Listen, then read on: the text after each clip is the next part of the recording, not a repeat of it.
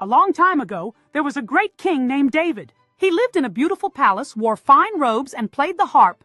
He was brave and smart, and he loved God very much. But one day, David made a bad choice. He took something that didn't belong to him, and when he realized what he did, he tried to hide it. Visual: David looking out his window, then lowering his head sadly. God saw what happened, but God still loved David, so he sent someone very special to help him. God sent his messenger, Nathan, to visit King David. Nathan didn't shout or get angry. He came with a story.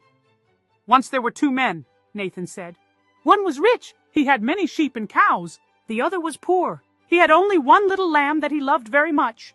Visual: the poor man feeding the lamb sleeping beside him.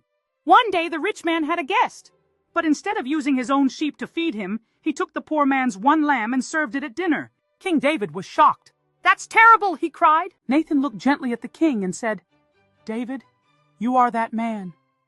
David froze, his eyes widening as realization washed over him. He understood now the weight of his actions, whispering, "I was wrong. I sinned against God." In that fragile moment, the air grew heavy with regret and revelation.